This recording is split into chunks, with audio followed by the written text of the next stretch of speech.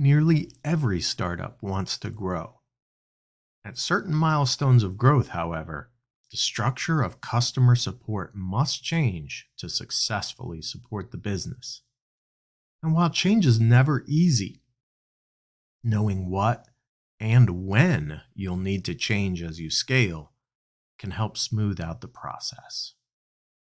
Over the past 13 years, Reagan Helms has grown from the solo support agent in a startup organization with less than 10 employees to the director of customer experience leading a support organization of 30 agents.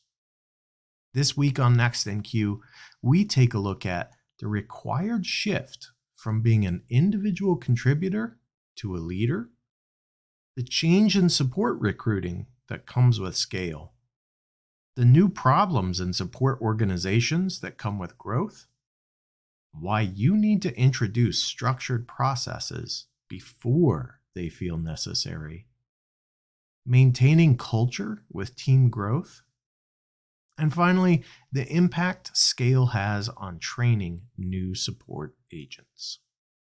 Let's get to it.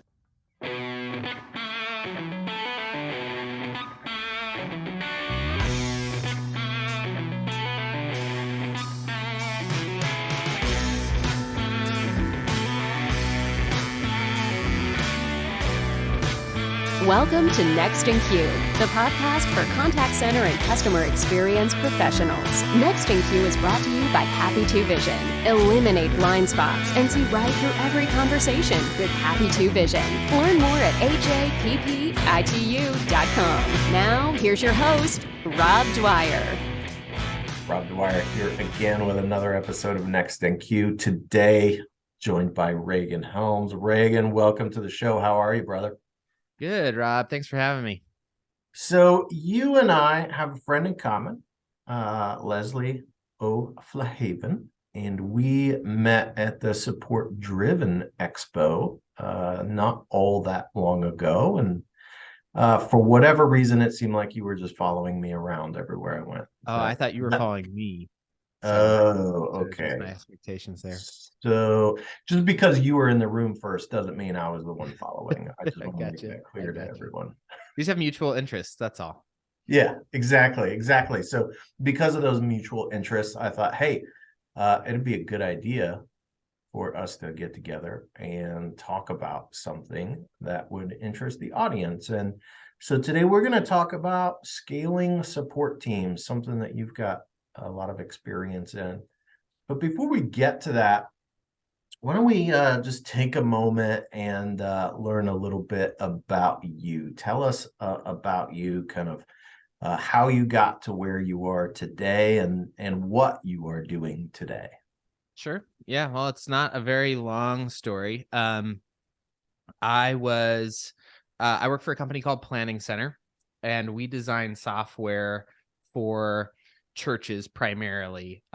Anyone can use it, but a lot of the solutions that our products have are for ministries, volunteer scheduling, checking your kids in securely, children's ministry, that type of thing. And then a lot of administrative tasks, kind of like Microsoft Office, but for churches. So I worked at the church that it got started at, like that it was bootstrapped from. And so I was like an intern there, and I just kind of grew up on the software, and I knew everybody on staff through, basically osmosis, like all my first boss was the wife of one of the founders of Planning Center, one of the C-suite members of Planning Center rather. And so yeah, I just knew everybody through everything. And then when they developed a need to hire a full-time support person, they're like, why don't we just ask that kid at the church if he wants to do this? So that was over 13 years ago now. So I've been at Planning Center pretty much my entire professional career. Didn't know that was where I was going to end up full time, but at the time you're 21 and you're like, hey, that seems like a good gig. Let's give that a shot. So yeah, that's basically it. But I was able to come from, being the only full-time support agent at a very small company of less than 10 people to now I'm the director of customer experience at a company of over 130 people. And the support team is 30 agents strong. So three support teams of 10 agents each and a manager. So That's some really exciting growth, and to see something go from that almost, it sounds like incubator stage where you were getting started to something that large. I would imagine you've run across all of the potential pitfalls and seen a lot of really exciting successes as well. I don't know about all of them, but I tried to hit as many as I could along the way. How's that? Or rather, I didn't know to avoid them. That's probably a better way to put a Yeah. pitfall. Sometimes we learn best by going ahead and falling flat on our face and figuring out how to get ourselves back up and dust ourselves off and move forward. So it That's sounds right. like So for the smart you're an listeners out there, expert in the you can dusting learn. off. Yeah, you can learn it from my dusting off experience. Yeah. Well, I know that we can all learn from those dusting off experiences because they really do help inform people where those pitfalls are that they can avoid. You're always going to make mistakes. That's just a reality. There will be mistakes made, but if you can avoid some of the really big ones, that is what can really just make your life so much easier. Yeah. Even if you avoid one, that is a win. So let's talk about, I think this is a good segue. What's the biggest mistake that you made while you were scaling things up, and what did you learn from that mistake?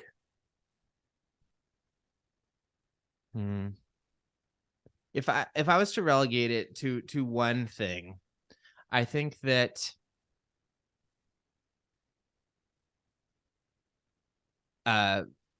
there's a big shift that occurs when you move from being an individual contributor to a manager. And especially in startup land, I think that this isn't just unique to startups, but I think that it's more prevalent there. But just in the corporate world in general, I think there's this concept that because someone is good at something, they're also going to be good at leading people how to do that same thing. And I think that there comes a big shift in your mentality of how you approach work when you move from being a star contributor to being in charge of all of the contributors. And so I think that was the biggest mistake that I made personally, was that I felt like I just had to keep doing more of the same thing, or I just had to lead by example in the worst way by just like proving to everybody else that I could still hack it in the support queue and be the best agent, when really it was up to me to like enable other people to be like me. You know what I mean? That sounds a little conceited, but it's like you have to take what you don't have to keep doing more of what you did. You have to distill what you did into processes and systems and training to enable anyone to be able to do it. And so you kind of have to take whatever your secret sauce is and make it a recipe for everybody else to use, you know, if we're going to go with a cooking analogy there. So I think that was the biggest adjustment. I don't know if it was a mistake, but I think it was something that, you know, in my immaturity, because at that time, you know, I'm like 25 years old, something like that. It just took it was just a big shift. Yeah, absolutely. You know, one of my favorite leadership books is by Marshall Goldsmith, called What Got You Here Won't Get You There. And it is about the fact that as we move to a different role, it's a whole different skill set. The skills that made you really successful as a support agent aren't necessarily the same skills that make you successful as a leader of support agents. And we see that in all kinds of different things. It's been a hot minute, but a buddy of mine, Lewis Wilkerson, who is a friend of the show, you know, he talked about in a sales environment that he worked in one time, and, you know, he had a superstar salesman, and he started talking to that person about, you know, soon they're going to be leading their own team. And that person actually just shut down. Like all of a sudden their performance was in the trash. And what he realized was, number one, that wasn't what they wanted. But number two, we often think that the person who's just the best performer is going to be the best leader. And number one, that's not always the case because they may not want to do that. And number two, there is a whole different set of skills that you have to, number one, acquire, and number two, use on a regular basis to be successful in that different kind of role. So I think that's great advice for everyone out there, is just recognize as you grow and move into different roles, be ready, because the skills are going to be totally different. Yeah, and I've even mentored people in the support space that are like, I don't even know if I want to be a leader. And I'm like, well, that would be probably the first place to start, is decide if this is something that you want to do, because it's a totally different job. And unfortunately, it's typically comes with a pay bump, more recognition, better acclaim, all those things that we've been taught in the society that we live in to strive for. But that doesn't mean you're going to be happy, and it doesn't mean that you're going to be good at it. Yeah, absolutely. I think often people want to get into leadership roles for the wrong reasons, not because they necessarily want to lead people, but because of exactly those things that you talked about, right? The pay, the recognition, it's a little bit of extra self-esteem because I'm progressing.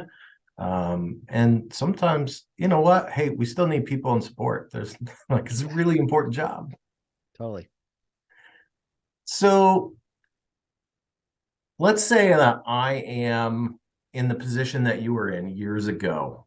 I am in a startup.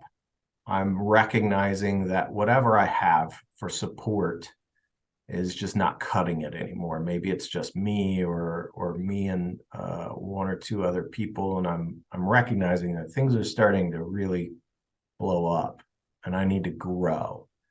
What's the first thing I need to think about before I start implementing these changes? I think in those early days, when you are just deciding how you want to grow, I think that figuring out where you want to grow is probably the first step, because, obviously we all can only speak from our own experience, but in the early days, I was looking for breadth rather than depth. And now that I have a larger team, I'm looking more for specialized skills when I'm hiring people. So when you're smaller and you're a startup, it's support's typically an afterthought. Maybe if you're lucky like me, and I reported at that time directly to the CEO. I still do. He's very invested in the support side of our business. He sees it as a selling point for our company, for our software. And I think that's more common now, especially in tech and SaaS companies, those types of things. Like, your support is your reputation to your customers. It is how they get a hold of you, and it is how they view your company as being empathetic or not. But when those discussions are happening, it really comes down to what does our support team look like? What is success for our company in the support space? Is it fast response times? Then it might just be, we need more muscle, we need more manpower to get through the queue. Is it a technical aptitude? Are we going to have a tiered support system? Does support at your company act as a catch-all for other duties as assigned? In my early days, it was like, well, why are you cleaning the toilets, or, running errands, or getting snacks for the office? And I would always joke with whoever asked me, other duties as assigned, because in the early contracts, we had those little clauses at the bottom, which ended up being a majority of my job, right? You answer the queue until it gets to 0, and then we need you to make the Albertsons run or whatever to go restock the fridge. So when support does function as that, as it typically does in a small company, or at least from my experience,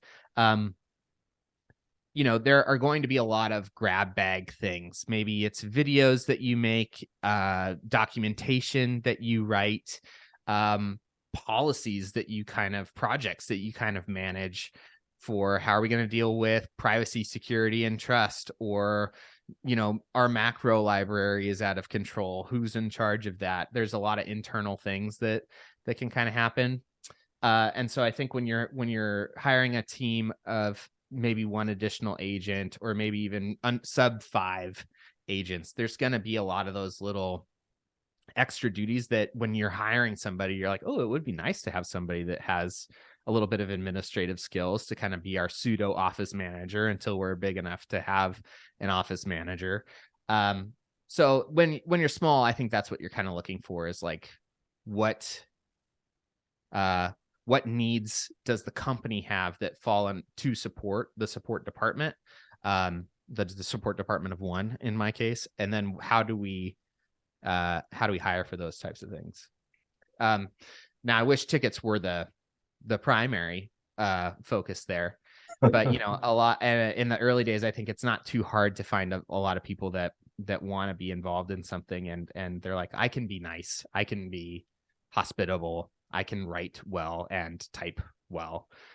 So those types of things are pretty easy to come by. Yeah, I remember having a conversation online about the term jack of all trades, and the saying, I think, lends itself to that being like a diss. Like, no one should be a jack of all trades, because that means you're not awesome at X. The reality, you're mediocre in everything. right? But the reality is, in a startup environment or a really small support environment, a jack of all trades, man, you want some of those people that can be that Swiss Army knife when you're like, well, okay, well, we need someone to deal with this social media thing or whatever the case may be. And it's like, oh, well, Reagan's not busy. I know that's not in the job description, but I think he can handle it. Let's see if we can do that. And you have to be resourceful when you have a small amount of people supporting a product in a way that is different than if you have a ton of people and you can be very specific about what people's roles are. Yeah, being agile, or being a Renaissance man. That's the term I like. Makes me sound more sophisticated. It does, but I also need you to do like the Leonardo thing if you're going to call yourself a Renaissance man. Yeah, guy. Yeah. The Vitruvian man, I think, is what that's called. So, so certainly, right, the people are really important. Finding people that can maybe flex early on before you get into more specific roles later down the road. But scale isn't just about people. I mean, I think sometimes we think it's about people, but it's really about interactions with customers. When you talk about support teams, what other things are really important besides the people when I start to scale up, particularly when I go beyond that? Let's say 5. Let's say that's the magic number. When I exceed 5, what else do I need to worry about? Yeah, I think a lot of new problems open up as you scale to that level, because, I think short term, it's easy to throw people at a problem. And that doesn't sound very nice to say, but it's like, you could always hire people at a whatever low level salary you want and just keep doing that. But that doesn't ultimately fix the root of the problem. It's just treating the symptom of a problem. So I think that I alluded to it a little bit earlier, but there are processes that need to be considered. There's thinking about a problem holistically, like, what is the root of this issue? It's not just a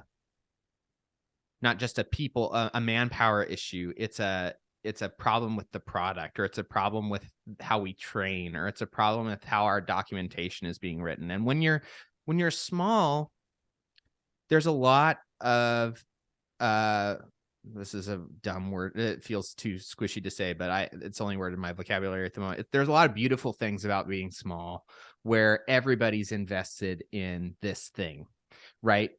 Documentation for one. Like when we were a very small team, everybody contributed to our documentation. And everybody, it was great because it had everyone's unique voice. It was very friendly. It was very, just, kind of open source. But then at some point when it's not someone's direct job to be over that thing, it starts to suffer because now everybody's involved in it, but nobody's fully invested in it. So you have duplicate articles, you have articles with conflicting information, you have articles that are half written or that have outdated screenshots or that whatever. And so because it's an afterthought until somebody needs it and they're like, oh, this is outdated, I need to go update art. I need to put on my documentarian hat now and like update this thing and then finish this ticket that I'm in. That would, there's a trade, there's a sacrifice that's being made, right? So I think that's like that mid-level growth period where you start to value the direct supervision or responsibility of a task more than making it everybody's.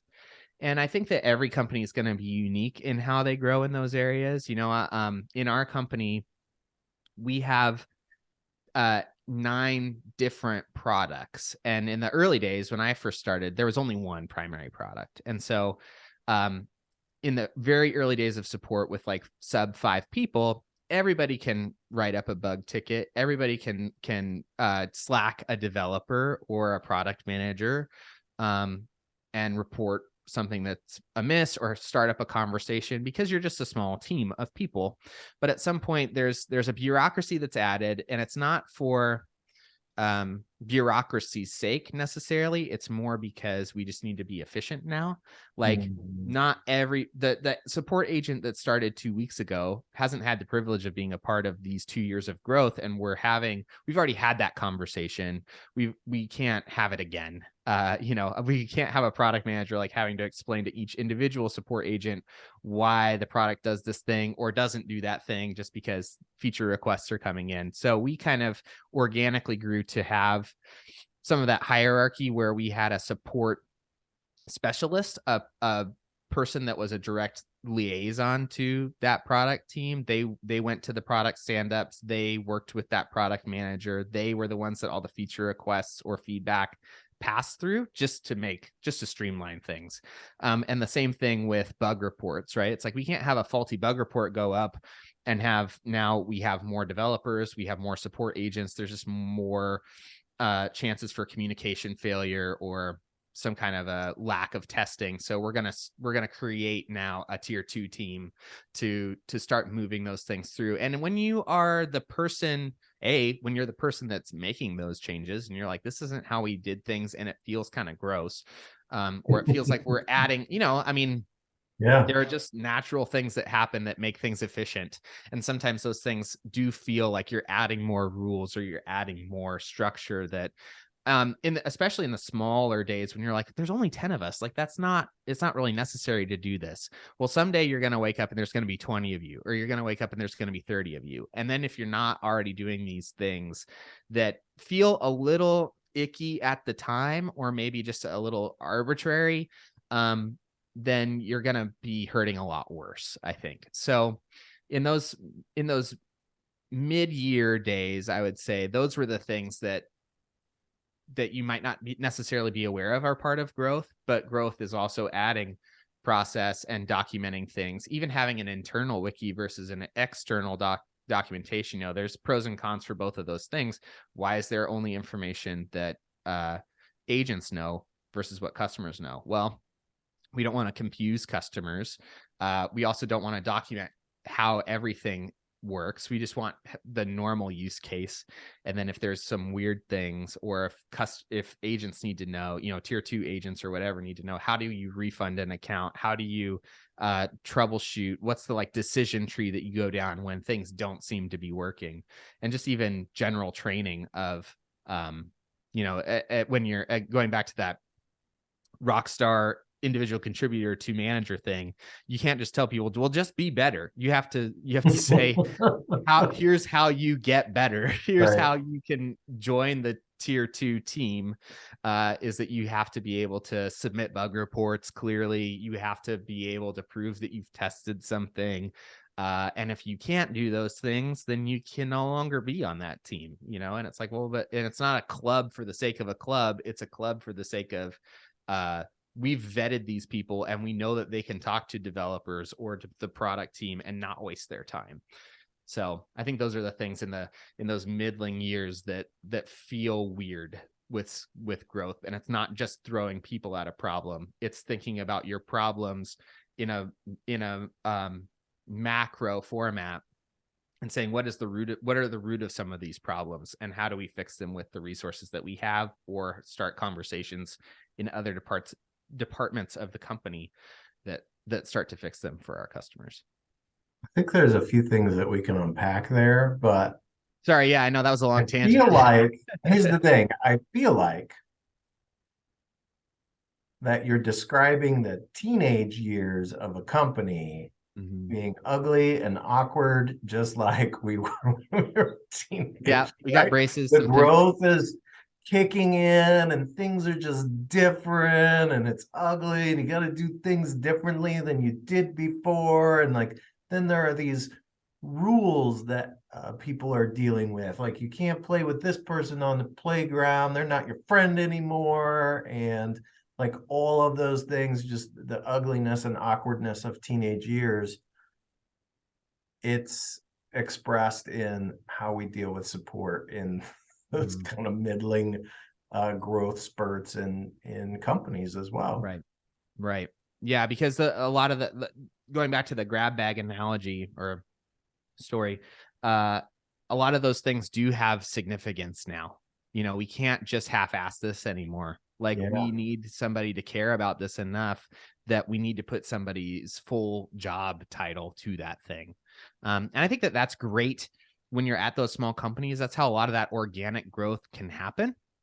You show a propensity and a passion for writing documentation, making videos, leading up without, being appointed a leader. That's how those typical opportunities will occur, in a smaller company. Yeah,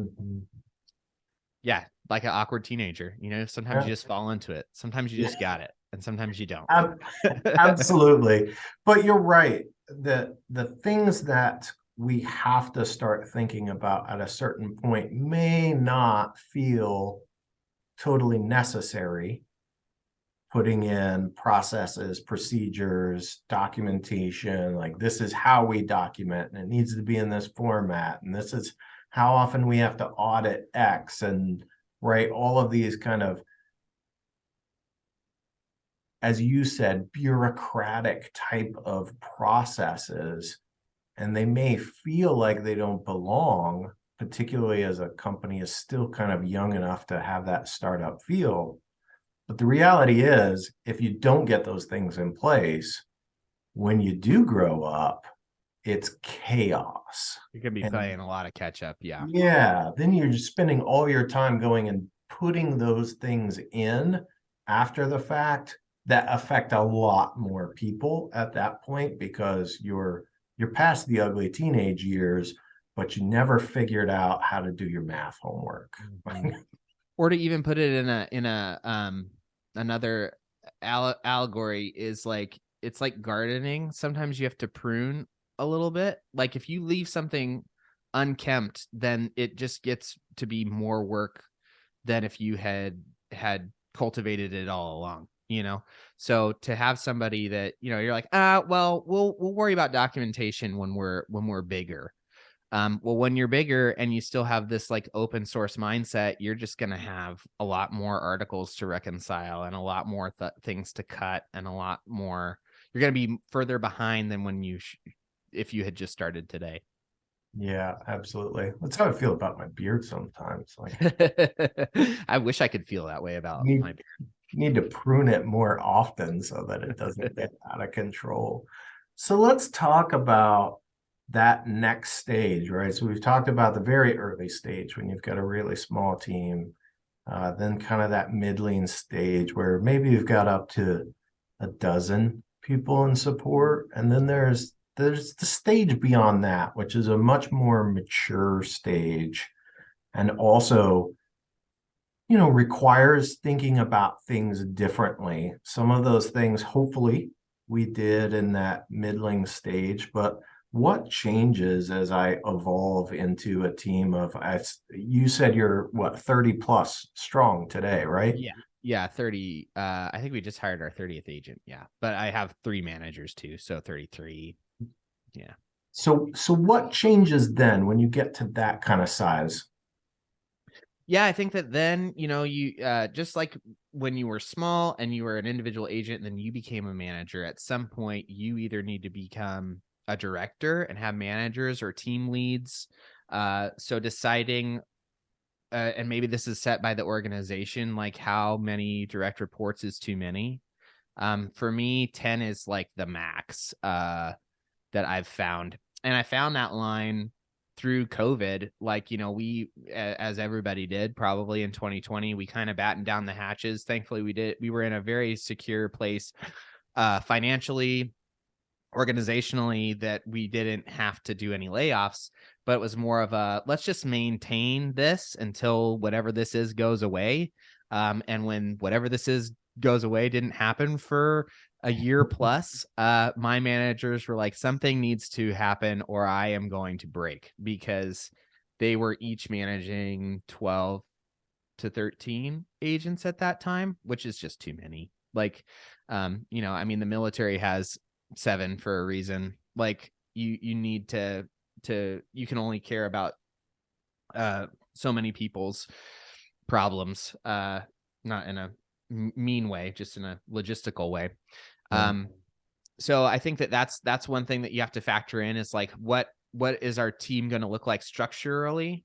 There's, and that might be based on geographic location. It might be split based on product knowledge. It might be split based on, different tiers of support or technical support or whatever you want to split it on. So I can't advise you on how you should split it. You should just know that at some point you're going to reach a critical mass and have to split into different smaller teams. So that's one thing. I think another thing is just, we kind of touched on it, but like, what type of support, what's next for you? Does it make sense to, do you have to cataclysmically shift your team, like split it down the middle and promote a new manager, and now I'm their boss and then the whole other team? Or is it like, are we going to shake it up based on, maybe it's better to have concentrated queues of certain products so that someone doesn't have to constantly context switch from ticket to ticket.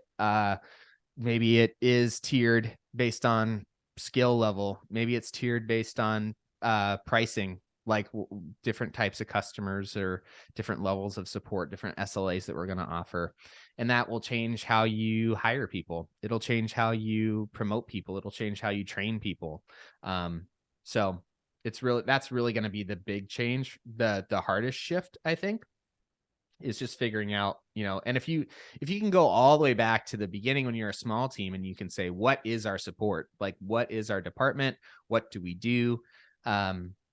You can kind of hook into that identity, I think. And then if you're a part of the broader organizational context, you can kind of help make a discussion around,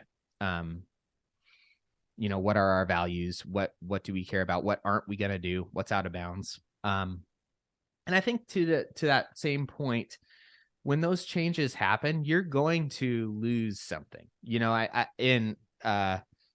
There's that old adage, like, you can't go home again. Like, you're never going to get back to what it was, when you were all playing Nerf gun fights over lunch, and there were 5 people at the company. But I think that that doesn't mean you have to sacrifice the connections that are made. They're just made differently. It doesn't mean you have to give up the things that you don't want to give up, as long as you're willing to fight for them and you're willing to change them to fit the new narrative. As an example, like I just am, we just hired people a few weeks ago. So they're actually all onboarding this week. And while I'm the head of the department, I don't work with a lot of these people directly anymore, but there are people in those teams that I was either their direct manager or even their compatriot way back in the early days. So I, as much as possible, would like to have a connection with the agents that I have. So, as the head of the department, I have the freedom to say, you know what, I'm going to have lunch with these people. Like, we're Right. just going to sit down and have lunch. Even if they live in a different part of the country, like, I'm going to say, hey, you know what? You can use your company card, get a DoorDash. Let's do a Zoom. It's a working lunch. So you can still have a free hour in the middle of your day, or you can come in late, or you can leave early. I don't give a shit. I'm your boss's boss, but we're going to make a connection, because I think that that's important. It allows them to know that I'm accessible. I'm not just, Oz the Great and Powerful way off in the distance, the boss's boss who might get mad at me someday for no reason that I know of. I want to make sure that these people know that I am one step removed from them, but I care about what they're doing, and I think that it's important. And so I think that again, I have the privilege of building this from the ground up, and so I have the ability to kind of say, this is how I want to do it. I understand that that's not everybody's story, and I also understand that there's other limitations at play.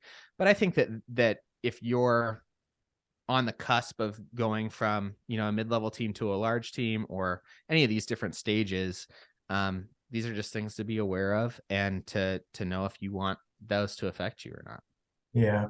Reagan, one of the things that you just talked about there, which I just want to highlight, it's not really part of this direct conversation, but being able to engage people in maybe a way that's different. And that different way, maybe it's because of we changed everything with COVID, or maybe it just has to do with the scale, right? But we may not all be in the same room all the time, or the same building or the same floor. As you scale, right, those things become impossible. Whether you've got people working from home, you just have people in different locations. That is one of the functions that we can very easily, a trap that we can slip into when we're not all in that like same room, is that we forget to engage with people. And finding a way to do that, even when we're not all in the same room, is still really important to continue to drive the culture, because really that's what makes people want to stick around. It's got a great culture. And if you scale and you lose that culture, sure, things are gonna be different, but you can still keep the culture. It's just a matter of figuring out, how do we do that? Yeah, I think even in our industry, support is either seen as an entry point, or it's just a meat grinder. Like if it's in that unhealthy state, I should say, not all the time. Yeah. I have a really good retention rate in my department. I have people that have been working with me for 7 years, or more on my support teams. But it really does come down to culture and connection. And every organization is going to be different in that, how they approach that. My philosophy is I always try to get as close to in person as I can. So, if we can't get together in person, which at Planning Center, we try to do that once a quarter, we try to get either departments or teams or the whole company together in some regard, for different purposes. Or, Zoom is great. At least we're seeing each other's faces. At least we're talking face to face. Phone call, if not phone call, then Slack. And now obviously, like, there's different grades there for the severity of that thing. But if there's ever a misalignment, a misunderstanding, frustration that is palpable, then I try to get I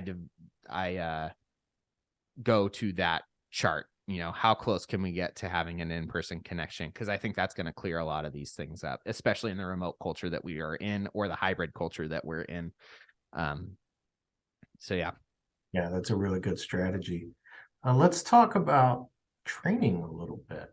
How Yeah. has training changed as scale changes? Yeah, I mentioned earlier that we're just onboarding some new people, and I actually had just before this meeting posted in Slack about this. In the early days when I was hired, going way back to those grassroots days, it was, hey, it wasn't quite like this, but it was basically, hey, nice to meet you. There's the support queue. Their customers are waiting. Go ahead. And that's obviously I'm really grateful for how much trust was put in me by our CEO that, this 21-year-old kid can just get the job done. I don't even know what it is, just he needs to do it. And yeah, in those early days, some of my friends that I onboarded, it was much the same. Like, there's the deep end. I hope you know how to swim. Right. Go figure it Hit out. me up if you have any questions. Yeah.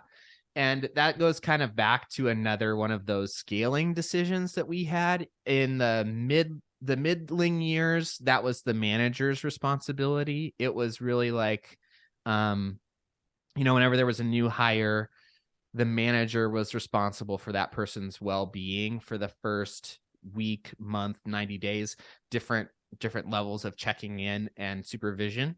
That just got to be too much. I mean, when now you have a manager putting 8 other people on hold so that they can look after one person. So towards the larger end of our team, probably like a year and a half ago, 2 years ago now, almost, we started to see there was shape for a specialized role on each of our support teams that we call the team training coordinator. So this person is an agent, but they also spend 20% of their time building into the team's resources for training, whether that's the internal wiki, macro cleanup, policy cleanup, documenting things that haven't been documented or that need to be documented because policies are changing and processes are changing all the time with different tools. But then they're also in charge of basically coordinating every new hire's training for the first 90 days that they're on the team. And they've written up, so because we have 3 support teams, we have 3 different people that do this. So they kind of work together to have a skeleton of like, what does our agent's first 90 days look like? And then they kind of split it off for unique knowledge for each of those 3 teams because they all support different products and things. So which products do you start with? How long do you start on those tickets before you learn another product and you start adding those to your personal view in Zendesk? So anyway, that very long story short, but that's kind of what our training looks like now, is that we have each of these coordinators are working together to kind of make sure that these agents don't slip through the cracks, and that they also understand what success looks like, because we don't want to come in and crush someone's spirit right out of the gate, and let them know that, like, No, remind them constantly that they're a noob. But they also are like, I don't know, I did 10 tickets today. Is that good? And it's like, that's great. It's like your second day. Like, you got 10 questions and you didn't need any help. And so they're really kind of following them along. But then they're also, like I said, they're coordinators. So they're not the only person that responsibility lies on. What we really believe in, I kind of stole this from our development teams, but like pairing work. So they do a lot of ticket shadowing. So they'll get on a Zoom call with a seasoned agent, and there's a structure and a plan to all of it. But it's typically like an hour-long meeting with an agent, and for the first half, the seasoned agent is just driving and they're just in the passenger seat observing how do you answer things. And the agent is it's slower work, but the agent is training them on the job training by narrating what they're doing, where they're going to go find that answer, what tools they're going to use, how they're going to take screenshots, all these types of things that aren't easy, but can be documented. But it's much better to learn them through other people. And then they flip it. So then the seasoned agent's in the passenger seat, and the new agent is hopefully taking what they've learned and applying it to the tickets that they're going to see. So Yeah. And then long term, right? I mean, once you reach a certain stage, a certain head count, and then you start bringing on, classes of people, right? Maybe you're bringing on 10 or 15 or 20 people at a time. Hmm. And then you've got to have, dedicated resources to manage that. So Yeah, I'm not to that size yet, but yeah, I yeah, I typically mean, hire an agent, a team. one of the things that I think people just have to realize is that there are these milestones, and they're squishy, right? There's no hard and fast rule, but there are these milestones where things just have to change. Roles have to change, processes have to change, procedures have to change, maybe even technology has to change that you're using. And just keeping the pulse as you grow, where we are, is this still working for us? And are we planning for the future? Can really make a difference in how smoothly we get through those milestones when we're making those changes. Totally. I think that you know, being content with the status quo in our industry is typically a sign of something wrong. There's Yeah. like there should always be something new on the horizon that you're striving for and or solving. Yeah. And yeah, we didn't even get into tooling at all. Yeah, are you in the right size of a help desk? That at some point you can't just be using Gmail to answer support tickets. Right. Uh, So I wanted to touch but on that. So you mentioned you're using Zendesk today, but I yeah, imagine you didn't start with Zendesk. no, I started with Fog Bugs, which was like it was made by a company called Fog Creek. I think they were the original like company that made Trello, but Okay. yeah, it was not a great solution. It was basically an open ticketing system where you could, just it would create think of it was kind of like Asana where basically every customer interaction that came in was like a task that had to be done, and you could classify those tasks as like a bug, a feature request, that type of a thing. We were only on that for probably my first 3 or 4 months, and then our co-founder and CPO moved us over to Zendesk in the early days of Oh, Zendesk. wow. And yeah, so Zendesk at that time, there weren't many things. There was like desk.com, Zendesk, and maybe one other thing that's no longer around. But Fresh Desk, I think was what it was called. But yeah, I mean, there are a lot of things that I don't like about Zendesk, but it's like a marriage of 50 years. Like you just kind of learn to live with those things. I've not been married 50 years, so I should say marriages I have observed that have lived that long. You've typically just learned to cope with each other. I don't know if I would advise, people just in the early stages to start out with Zendesk. There's a lot like newer, scrappier, sexier things. You also don't need as much. Zendesk is a very robust tool, and that's part of the reason why I'm still in bed with them, is that I just have integrations and internal tools and all kinds of things that I've built to solve problems, like solving those problems holistically, like we talked about, that like you don't need. I actually consulted with somebody a few months ago. They were asking me if they wanted to use Zendesk or not, and I was walking them through my Zendesk setup, and they asked me a very reasonable question for somebody that's never used something before. They were like, "How long before our Zendesk looks like your Zendesk?" And I said, "I honestly have no idea. Like, I've used Zendesk for 12 years, so this is a very long way that I got here. It might take you a quarter, it might take you 6 months, it might take you a year, it might take you 2. I have no clue like how long it would take you to, if you're starting from scratch to get on my level. So Yeah, I think it's really important for people out there, regardless of, kind of what their support looks like, to identify their tech stack too, and identify that that can change with those milestones as well, because the technology that works great when you've got 3 people is not probably going to work when you hit 10 people, and certainly not going to work when you hit 30 people. That you'll have to grow. It sounds like you've got to grow with Zendesk, which is a luxury.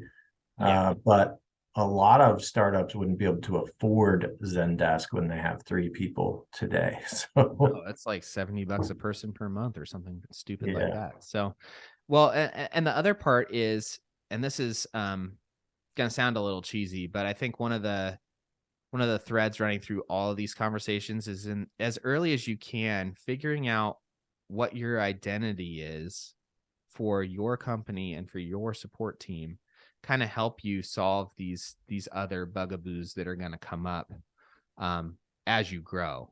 Because, at some point you're going to say, hey, whatever tool we're currently using was working when we were 30 people, but it's not, or 3 people, but it's not going to work when we're 30 people.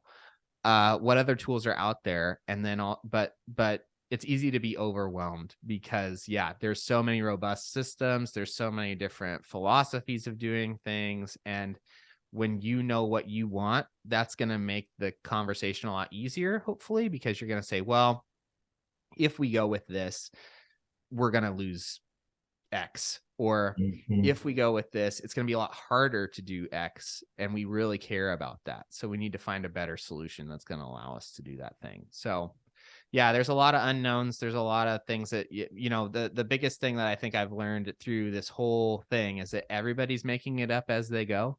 And if you're listening to this podcast, you're already doing the right thing, because a lot of the way that I've known how to do the right thing is the validation that I've gotten through the support community, through Support Driven, through podcasts, through blog posts. Help Scout has a great blog that, is just a great barometer. I've never used Help Scout once in my entire support career, but I value their content because it tells me, okay, cool, this isn't a unique problem to me. Other people are struggling with how to do this too. So props to you, listener out there, whoever you are, for finding this as a resource and for listening and using it. Yeah, I think really reaching out to all, and we live in a golden age, I think, of resources when you're trying to do something. I think about my kids, and when they want to learn how to do something, YouTube has been there. Oh yeah. And it's so easy for them to learn, but there are lots of communities out there where you can, just bounce things off of people that have already gone through the battle that you're about to fight, and you can get some really great advice about things to look for. And this particular show is exactly that, right? We're just trying to help people that maybe are going through those scaling challenges, and hopefully they can get something out of this that will make one day easier for them as they're going through that process. Yeah. Well, So. hey, Reagan, that's been a lot. This has been a journey. Yeah. 13 years, a journey. Thank you so much for coming on and really just sharing your experiences and helping others. Sure thing. I'm happy to help. And if anyone hears this and they want to hear more, you can feel free to reach out to me on through Support Driven Community, through LinkedIn, Twitter, whatever. I'm Reagan Helms in pretty much all those places. So I'd be happy to work with you and let you know what I know, I guess, as much as that is, or as little as that is. We'll be sure to put the link to your LinkedIn in the liner notes if anyone wants to reach out. And once again, thanks so much for joining. I really appreciate it. You're welcome, Rob. My pleasure. Next in Queue is brought to you by Happy To and is produced by me, Rob Dwyer.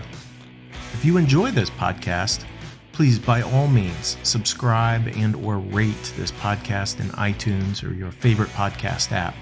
But more importantly, please tell just one person about this podcast. Word of mouth is the best way for people to discover new content.